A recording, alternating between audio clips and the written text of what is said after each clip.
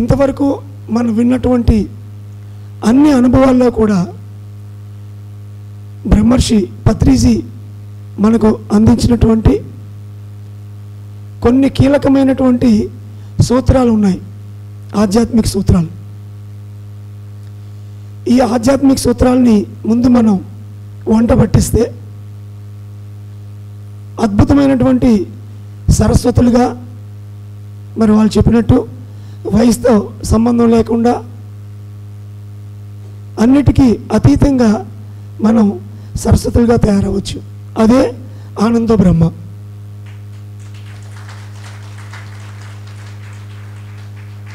ఆనందంలో ఉంటేనే ఆ బ్రహ్మస్థితిలో మనం ఉండగలం.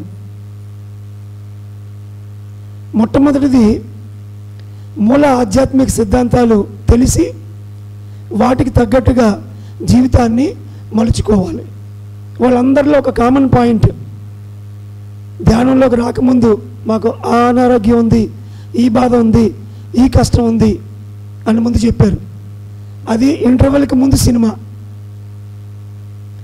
ఇంటర్వెల్కి ముందు సినిమా పార్వతీదేవి అంటే ప్రాణశక్తిని తీసుకోవడం, నాడీమండల శుద్ధి, మూడవ నేత్రం ఉత్తేజం, జీవిత గమ్యం తెలియటం, చావు పుట్టుకల మీద పూర్తిగా అవగాహన రావటం. ఇది ఇంటర్వెల్కి ముందు సినిమా. ఒకసారి ఈ పార్వతి పూర్తయిన తర్వాత అప్పుడు మనం సహజంగానే సరస్వతిలోకి వెళ్తాం. అప్పుడెప్పుడో చిన్నప్పుడు బాగా ఇష్టంగా ఉన్న సంగీతం, మరి దగ్గరలోకి మనకు ఒక గురువు గారు రావటం, లేదా మన ఆధ్యాత్మిక పుత్రులు తెలిసి మనలో ఉన్న కళని మనం బయటికి తీయాలనుకుంటాం. అప్పుడు సరస్వతి వైపు ప్రయాణం సాగుతుంది. కాబట్టి ముందు ఈ ఇంటర్వెల్ ముందు సినిమా ఒక కేక్లో ఆ బేస్ పార్ట్ ఏదైతే ఉందో దాన్ని సెట్ చేయాలంటే మూల ఆధ్యాత్మిక సిద్ధాంతాలు. మూల ఆధ్యాత్మిక సిద్ధాంతాలు వేరు, మోరల్ వాల్యూస్ అంటే నీతి సూత్రాలు వేరు. నీతి సూత్రాలు అంటే దొంగతనం చేయకూడదు, అబద్ధం ఆడకూడదు, అలా కొన్ని సూత్రాలు సంఘంలో కట్టుబాట్లతో ఏర్పాటు చేసుకున్నాం. అవి కాదు. నా వాస్తవానికి నేనే సృష్టికర్తను. అందరూ చెప్పండి గట్టిగా, నా వాస్తవానికి నేనే సృష్టికర్తను. నా మూల అజ్ఞానమే బాధలకు కారణము. నేనే భగవంతుణ్ణి. ప్రాపంచికంగా కోరి సాధించకూడదు, ఆధ్యాత్మికంగా కోరి సాధించాలి. అసాధ్యమైనది ఏదీ లేదు. చేయవలసినవి చేస్తే పొందవలసినవి పొందుతాం.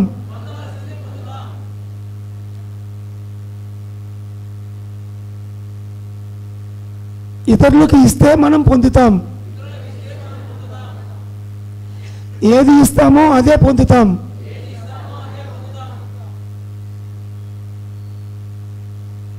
ప్రజ్ఞానం బ్రహ్మ, అహం బ్రహ్మస్మి, సర్వం కల్విదం బ్రహ్మ, తత్వమసి. సో ఇవి మూల ఆధ్యాత్మిక సిద్ధాంతాలు. కర్మ సిద్ధాంతం, పునర్జన్మ సిద్ధాంతం, ధ్యాన సిద్ధాంతం, పురోగమన సిద్ధాంతం, అనేక సిద్ధాంతం. ఈ సిద్ధాంతాలు ధ్యానంతో రంగరించి అవపోసన పట్టి ఆచరణలోకి తీసుకొస్తే అప్పుడు మనకి పార్వతీదేవి పూర్తవుతుంది. మనమే పార్వతీదేవిగా మారుతాం. వాళ్ళే ఈ పార్వతీదేవులంతా. గట్టిగా చప్పట్లు కొట్టండి ఆ పార్వతీదేవులందరికీ. మరి అక్కడి నుంచి సరస్వతీదేవిగా లోకి మనం వెళ్ళాలి అంటే ఇంకొన్ని ఆధ్యాత్మిక సూత్రాలు ఉన్నాయి. అందులో మొట్టమొదటిది ఏంటంటే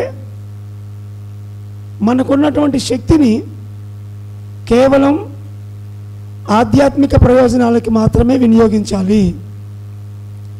వ్యక్తిగత ఆధ్యాత్మిక ప్రయోజనాలకి మరి సంఘం యొక్క ఆధ్యాత్మిక ప్రయోజనాలకి మాత్రమే మన శక్తిని ఉపయోగించాలి. శక్తి అంటే సంకల్ప శక్తి, వాక్శక్తి, మన స్థానబలం, మన సమయం, మరి మన యొక్క ధనం, డబ్బు. ఈ 5 powers. Telepathy, astral travel, clairaudience, ఇవన్నీ కూడా మనందరికీ అనుభవాలుగా వస్తాయి. కానీ పూర్తిగా వాటితో జీవించడానికి సంఘాన్ని మొత్తం మనం ఇంకా సెట్ చేయాలి. రానున్న 30-40 సంవత్సరాల కాలంలో భూమండలం అంతా కూడా శాకాహారంగా, ధ్యానంగా మారినప్పుడు వ్యక్తులు అలా గాల్లో వెళ్ళిపోవడం చూస్తాం. ఇక్కడి నుంచి ఎక్కడిదో చూడగలడం చూస్తాం, ఎక్కడిదో వినగలడం చూస్తాం. సంకల్పంతో దేన్నన్నా మార్చుకునే శక్తిని చూస్తాం. ఈలోగా మనకున్నటువంటి పవర్స్ ఏంటి అంటే సంకల్ప శక్తి, వాక్ శక్తి, స్థానబలం, సమయం, ధనం. ఈ 5ంటిని వ్యక్తి యొక్క ఆత్మజ్ఞానం అభివృద్ధికి, మరి సంఘం యొక్క ఆత్మజ్ఞానం అభివృద్ధికి మాత్రమే వాడాలి. ఎప్పుడైతే శక్తిని సరి అయిన దిశగా పెడతామో అప్పుడు అటువైపే మన ప్రోగ్రెస్ ఉంటుంది. అప్పుడు పార్వతి నుంచి సరస్వతి వైపు మన మొదటి అడుగు మొదలవుతుంది. రెండవ మూల సూత్రం ఏంటి అంటే నిరంతరం నేర్చుకుంటూ ఉండాలి. ఏవైనా సరే, మరి వాళ్ళు చూడండి, చక్కగా ఒకరు సైకాలజీ చేశారు, ఇంకొకరు ఫిలాసఫీ చేశారు. ఎంతోమంది ఈరోజు ధ్యానంలోకి వచ్చిన తర్వాత మళ్ళా తిరిగి వాళ్ళ చదువు స్టార్ట్ అయ్యి డిగ్రీ, పీజీ, పిహెచ్డి కూడా చేసిన వాళ్ళు ఉన్నారు. అదేవిధంగా భాషలు నేర్చుకోవాలి. అమెరికాలో మన అబ్బాయి ఉన్నాడు అంటే మీకు ఇప్పటి నుంచే కూర్చొని ఒక 2-3 సంవత్సరాల్లో ఇంగ్లీష్ వచ్చేయాలి. ఇంగ్లీష్ రాకపోతే ఏమవుతుందో చెప్పనా? మీకు బాగా ధ్యానం తెలుసు, ఎంతో ఆనందం పొందారు, అమెరికా వెళ్తారు, మీ అబ్బాయి దగ్గర ఉంటారు, పక్కింటి వాడు వస్తాడు, చెయ్యి ఏదో ఫ్రాక్చర్ అయ్యి, వాడికి చెప్పాలి అంటే అబ్బా జబ్బా దబ్బా మీ పరిస్థితి.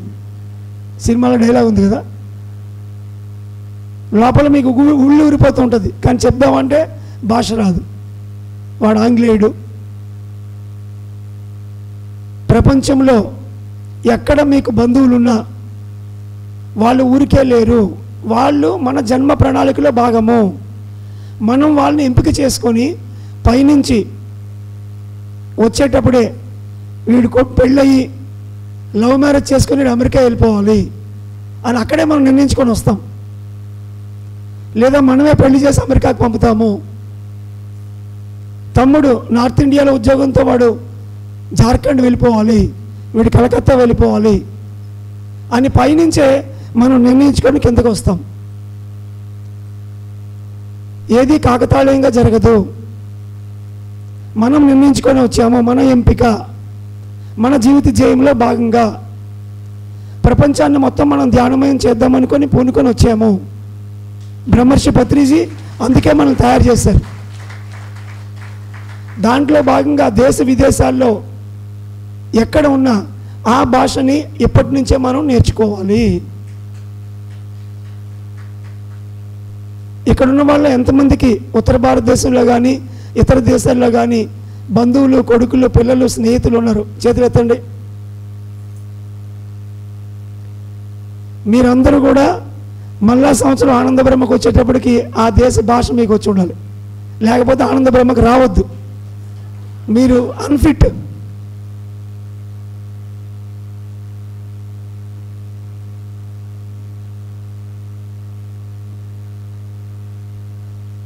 I can speak in 3 languages.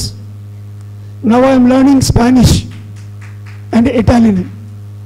2 languages I am learning because now I am living in Manchester, UK. So I have to go to other European countries very frequently. मेरे को कैसे आया? बहुत सारा भाषाओं में मैं कैसे बोल रही हूँ, क्योंकि मैं मुंबई में रहा, कोलकाता में रहा, अंडमान में रहा।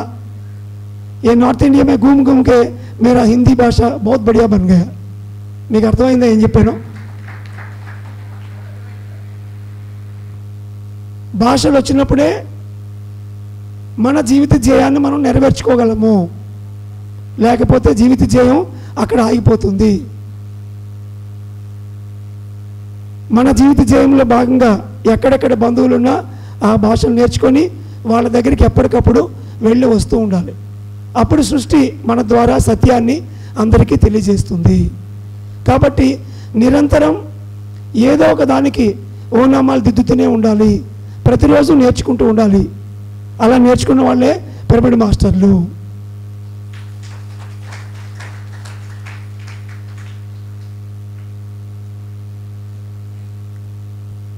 పత్రిజీ మనకు చెప్పినట్టు ఎప్పుడూ మంచి కష్టాలు ఉండాలి.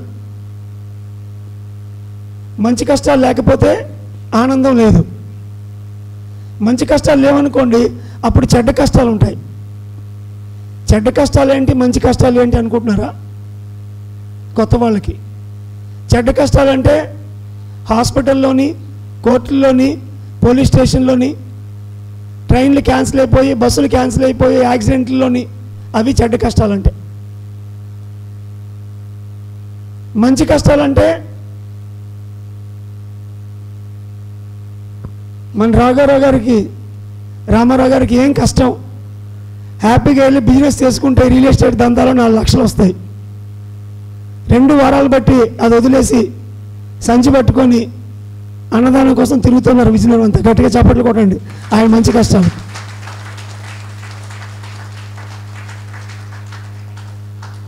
గురుమూర్తి గారి కుటుంబం మొత్తం 3 రోజులు బట్టి నా వెనకాల క్యారేజ్ పట్టుకొని తిరుగుతున్నారు నాకు భోజనం పెడదామని. ఎందుకు తిరగాలి వాళ్ళు? వాళ్ళ మంచి కష్టాలకి చప్పట్లు కొడదాం.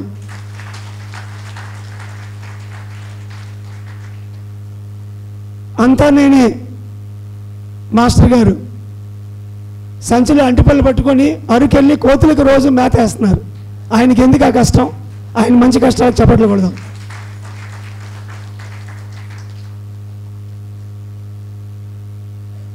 బ్రహ్మర్షి పత్రిజీ ఒక్క వ్యక్తిగా మొదలై ఒక వ్యవస్థగా దీన్ని మార్చడానికి 28 సంవత్సరాలు అవిరళంగా కృషి చేశారు. ఆయన మంచి కష్టాలకి అద్భుతంగా మరొకసారి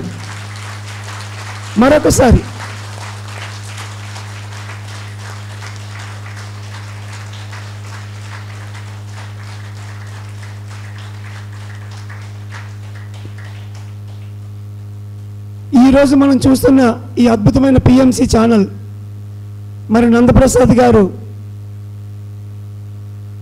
సంవత్సరాలు, రోజులు, పగలు రాత్రులు కుటుంబాన్ని వదిలి తిరిగి ప్రచారం చేస్తే, కష్టపడితే ఈరోజు మనకి ఈ ఛానల్ ఎంత అద్భుతంగా వచ్చింది. ఆయన కష్టానికి మంచి కష్టాలు చప్పట్లు కొడదాం.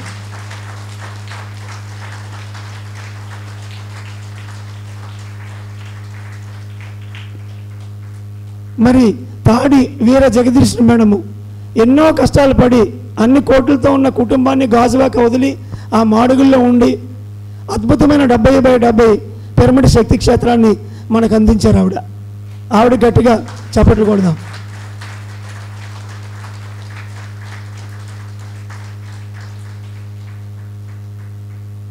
ఇదే విజయనగరంలో శ్రీనివాసరాజు గారు ఎన్నో ప్రాంతాలు తిరిగి పెద్ద పెద్ద పిరమిడ్లు నిర్మించే కష్టాన్ని తీసుకున్నారు. ఆయన మంచి కష్టాలకు చప్పట్లు.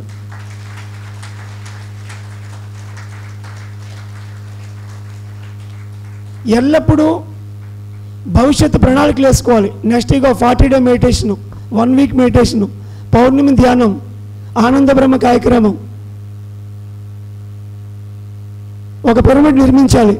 ఏ సంకల్పం అయితే మనకి ధ్యానంలో వచ్చిందో అదే మన ప్రణాళిక. అది ఎంత పెద్దైనా సరే.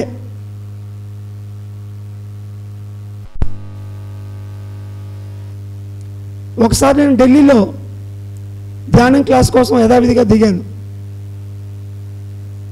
ఎయిర్పోర్ట్ నుంచి నా క్లాస్కి మామూలుగా అయితే గంటంపావు వెళ్ళాలి. ఆ రోజు 3 గంటలు చూపించింది.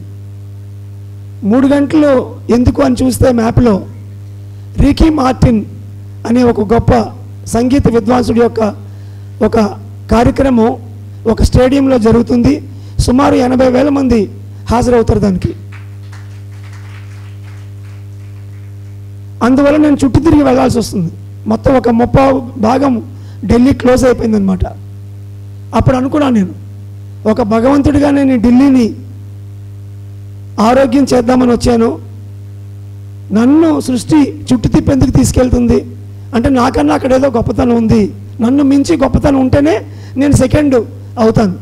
గుర్తుపెట్టుకోండి, ఎక్కడైనా మనం సెకండ్ అవుతున్నామంటే ఫస్ట్గా లేము, మనకన్నా మించింది ఇంకేదో ఉంది అక్కడ, దాన్ని సంపాదించాలి. అంతేగాని వేరే వాళ్ళని తిట్టుకోవడం కాదు, వాళ్ళు కాళ్ళు లాగేయడం కాదు, వాడు నన్ను తొక్కేస్తాడు అనడం కాదు. అవన్నీ చండాలపు మాటలు. ఎవరిని తొక్కలేరు మనం తయారవుతే.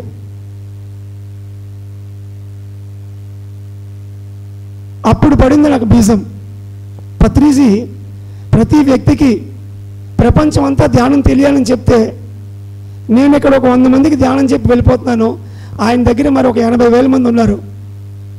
ఎప్పుడు అన్ని వేల మందికి ముందు ఈ శాకాహారం ధ్యానం చెప్పాలి అని ఆ రోజు బీజం పడితే 3 సంవత్సరాలు పత్రిజీ వెంట ఈ ఆనంద బ్రహ్మ కార్యక్రమాల కోసం పడితే 2012లో మొదలై ఈరోజు మరి ఆ ఎగ్జిబిషన్ గ్రౌండ్లో అన్ని వేల మందికి మనం ధ్యానం చెప్పే స్థాయికి వచ్చాం 10 సంవత్సరాలకి.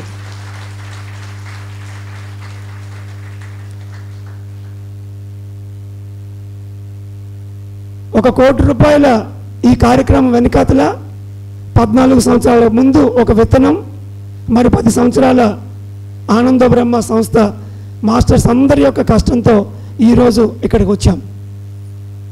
ఒక విజన్ ఉండాలి, ఒక ప్రణాళిక ఉండాలి. ఆ ప్రణాళిక కోసం బ్రిక్ బై బ్రిక్ పత్రిజీ ఏ రోజు కూడా రాత్రి ఏది వస్తుందని చెప్పలేదు. ప్రతి ఒక్కొక్క ఇటుగా పేర్చుకుంటూనే మనం భవంతి నిర్మిస్తాం.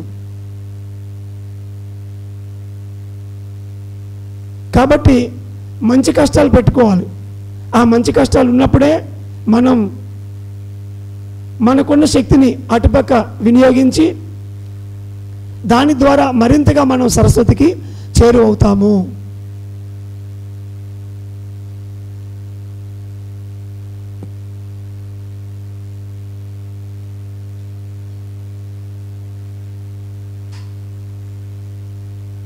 చివరాఖరిగా ధ్యాని అయిన తర్వాత, మాస్టర్ అయిన తర్వాత మనకున్న సరస్వతిని ఎప్పుడు నిలబెట్టుకోవాలి అంటే ఏదైనా కానీ సున్నితంగా కోరుకోవాలి. 4 రకాల కోరికలు ఉన్నాయి. Body desires, mind desires, intellectual desires and soul desires. శరీరపరమైన కోరికలు, మనసుపరమైన కోరికలు, బుద్ధిపరమైన కోరికలు, ఆత్మవత్ కోరికలు. ఆత్మపరమైన కోరిక ఎల్లప్పుడూ ఉండాలి, బుద్ధిపరమైన కోరికలు ఎల్లప్పుడూ ఉండాలి. మరి శరీరానికి మనసుకి సంబంధించిన కోరికల్ని సున్నితంగా కోరుకోవాలి. నాకు ఈ చీర ఉంటే బాగుంటుంది, అయిపోయింది అడగడం, అంతే. నాకు ఈ నగ ఉంటే బాగుంటుంది, నాకు ఈ కారు ఉంటే చక్కగా క్లాసులకు వెళ్ళి రావచ్చు, వర్షం పడినా నేను ఆగను. ఒకసారి కోరుకోవాలి, 100 సార్లు అడగకూడదు. ఎందుకంటే మీరు కాఫీ షాప్లోకి వెళ్ళి కాఫీ అని చెప్పిన తర్వాత వాడు తేడానికి లోపలికి వెళ్తాడు. మళ్ళీ పిలిచి కాఫీ కావాలని అడిగితే వాడికి డౌట్ వస్తుంది, వినపడింది సార్ వెళ్తున్నా అంటాడు. 3సారి అడిగారు అనుకోండి, వీడు పిచ్చోడ్లాగా ఉన్నాడు, డబ్బులు ఇస్తాడు, ఎవడో కాఫీ తాగుతాడు అని బయటికి తగిలేస్తారు. మనం దేన్నైనా సరే అన్నిసార్లు కోరుకుంటే పైనుంచి భగవంతుడు కూడా మనం అలాగే చూస్తాడు. వీడు భగవంతుడే కదా అడిగాడు, వస్తుంది, ఎందుకు ఇన్నిసార్లు అడుగుతున్నాడు అనుకుంటాడు. కాబట్టి శరీరపరమైన కోరికల్ని, మనసుపరమైన కోరికలు అంటే ప్రాపంచిక కోరికల్ని ఒకసారి కోరుకుండాలి సున్నితంగా. ఆధ్యాత్మికంలో ఎంతైనా కోరి సాధించవచ్చు, అది మూలం. అక్కడ బరువు పెడితే ప్రాపంచికం ఆటోమేటిక్గా వస్తుంది. ఎప్పుడైతే మనం ఆ సున్నితంగా కోరుకుంటామో అప్పుడు సరస్వతి తన దగ్గరికి మనల్ని చేర్చుకుంటుంది. మనలో ఉన్నటువంటి అరిషడ్ వర్గాల్ని ఒక్క పాలు మాత్రమే ఉంచుకోవాలి, 1+. అది కూడా మంచి వైపు. ఈ శరీరంలో మనం ఉన్నాం, మనసుతో లాక్ అయిపోయాం కాబట్టి కొద్దిపాటి ఈర్ష్య, అసూయ, ద్వేషం ఉంటాయి ఖచ్చితంగా. ఆ ఒక్క పాలే ఉండాలి, అది మంచి వైపు ఉపయోగించాలి. రామారావు గారు ఎన్నో బుద్ధ విగ్రహాలు పెట్టించారు. ఆయన 5 పెట్టిస్తే నేను 10 పెట్టిస్తానని పెట్టుకోవాలి టార్గెట్ లోపల.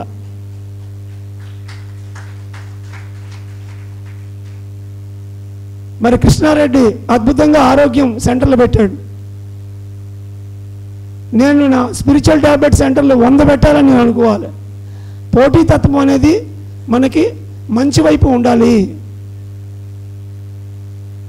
టీవీ కొంటే పెద్ద టీవీ, నగ కొంటే పెద్ద నగ, చీర కొంటే 5 చీరలు, అది కాదు పోటీ.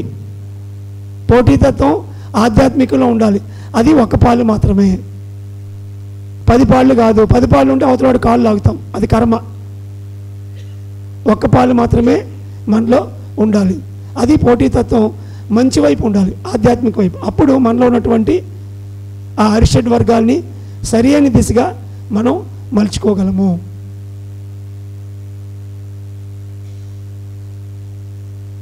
బ్రహ్మర్షి పత్రిజీ మనకి ఈ జీవిత కాలంలో అత్యద్భుతంగా ధ్యానాన్ని, స్వాధ్యాయాన్ని, మరి ఆధ్యాత్మిక శాస్త్రాన్ని సజ్జన సాంగత్యంతో గోరుముద్దలుగా తినిపించి కొన్ని లక్షల మంది పత్రిజీల్ని తయారు చేసి ఆయన తనదైనటువంటి దివ్య మార్గదర్శకత్వంతో ఈ ప్రపంచాన్ని శాకాహార జగత్తుగా, ధ్యాన జగత్తుగా, మరి పిరమిడ్ జగత్తుగా మార్చడానికి గొప్ప సంకల్పాన్ని, ప్రణాళికను మనకు ఇచ్చి వెళ్ళారు. మరి ఆ సంకల్పంలో భాగంగా ఎన్నో ఆనంద బ్రహ్మ కార్యక్రమాలని ఇటువంటి గొప్ప కళాకారుల సమక్షంలో ఉత్తరోత్తర ప్రతి తిరునాళ్ళలో, ప్రతి పండగలో మనం చేసుకుంటూ ముందుకు వెళ్తాం.